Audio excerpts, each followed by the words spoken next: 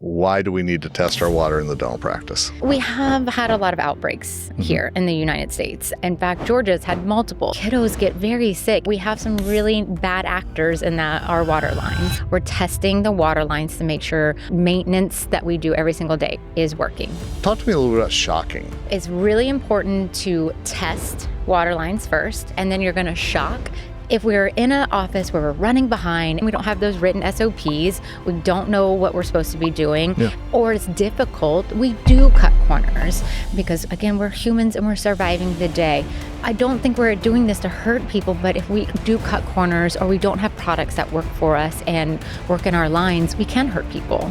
So if I can decrease the steps to get the job done, that's so important. It's about the right products and using them the right way. We want to make sure that we're using safe water on our patients each and every single time we see them.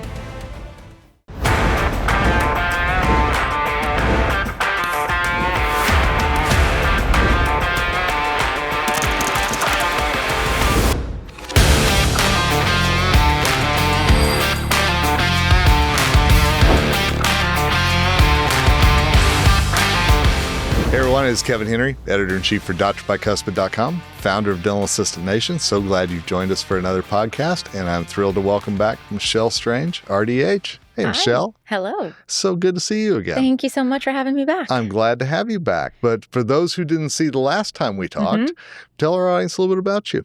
So I'm a dental hygienist. This is my 26th year in dentistry. I started as a dental assistant and then went to hygiene school.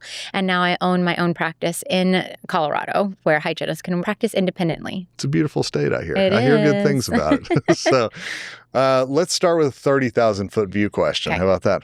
Why do we need to test our water in the dental practice? Because we like our patients, I think is the easy. Okay, that's important. Hopefully we like our patients.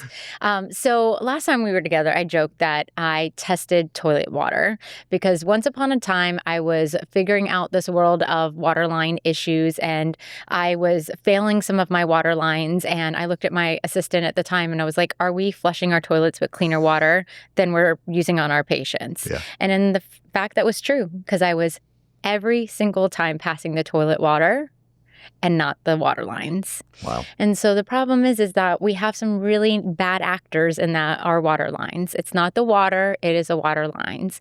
And so you could put distilled water, you can put source water from wherever, it does not matter. It is your water lines that are the problem. And they're breeding some bad guys in there. And so we want to make sure that we're using safe water on our patients each and every single time we see them. And when I go in there, my mom goes in there. I'm thankful that happens. Absolutely. And I want to just add to this. I matter, clinicians matter too. And we're exposed to that water as well. Absolutely. So our susceptible host is sometimes us. That's a great and point. not just the patient. Absolutely. Talk to me a little bit about shocking. You know, I think that there's a lot of misinformation, misunderstanding about shocking. What do we need to know about that in your mind? So I think one thing to remember is the flow.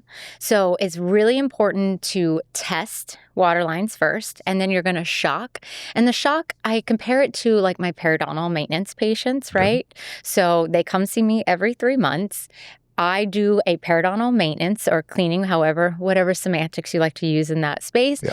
And I am doing that to help manage the biofilm in their mouth so that they can manage it at home with their toothbrushing and interdental cleaning. So your maintenance would be like your interdental cleaning and toothbrushing, and your periodontal maintenance is like your shock, right? Yeah. So we're doing that to try to just knock it down so the thing that we do every single day is working and staying below 500 colony forming units, if not, hopefully well below 500 colony forming units, which is what is safe EPA drinking water.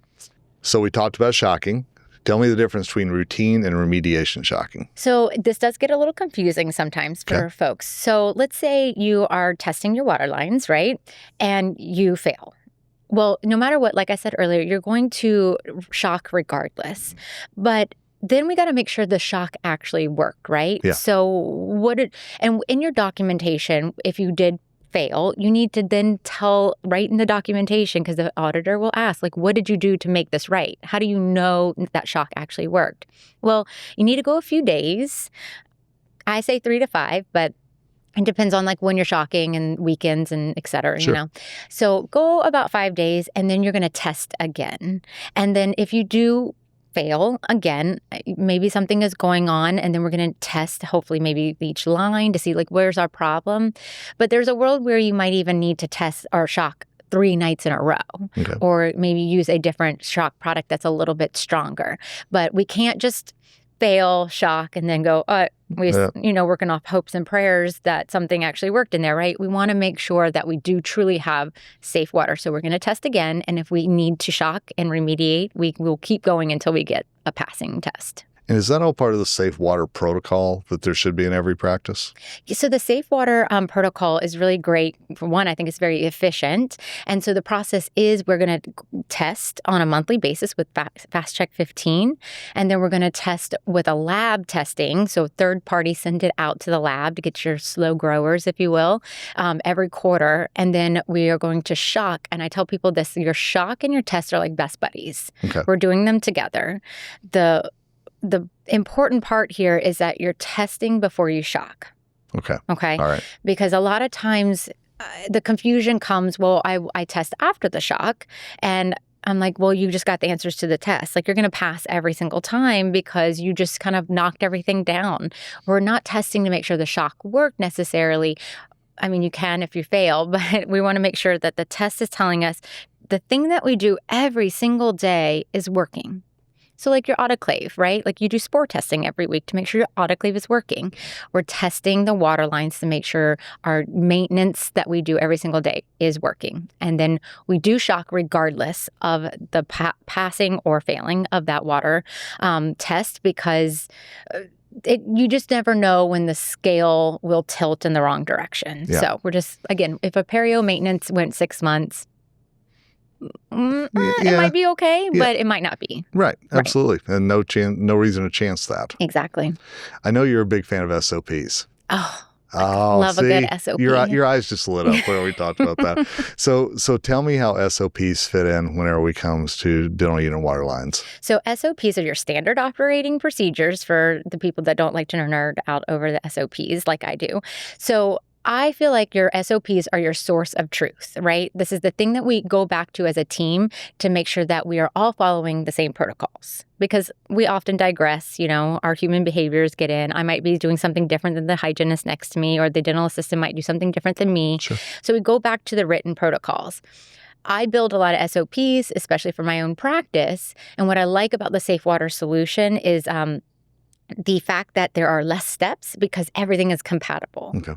So I don't have to remove the Steri-Seal straw to shock.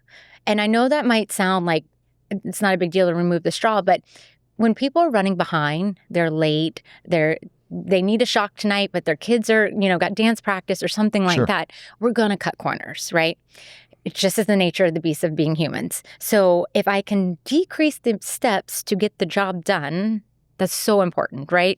So with the Safe Water solution, when I'm writing up my SOPs, standard operating procedures, less steps. Yeah. It's just less steps. And because everything with the Citrus-Sil tablet can actually be used in the water bottle while the straw is still attached. So everything is compatible.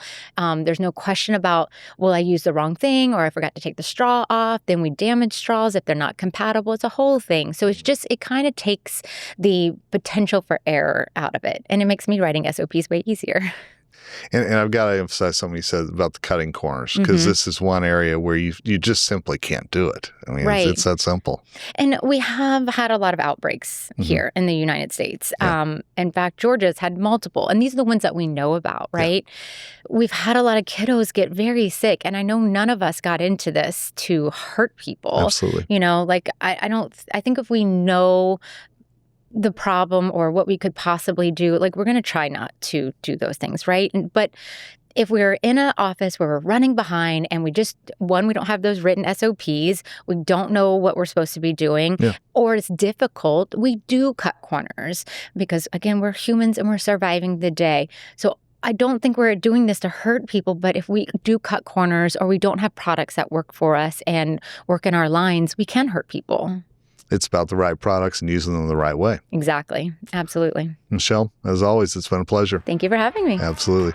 And thanks to all you for watching this podcast, brought to you by drbicuspid.com and Dental Assistant Nation. We'll be back soon with another episode.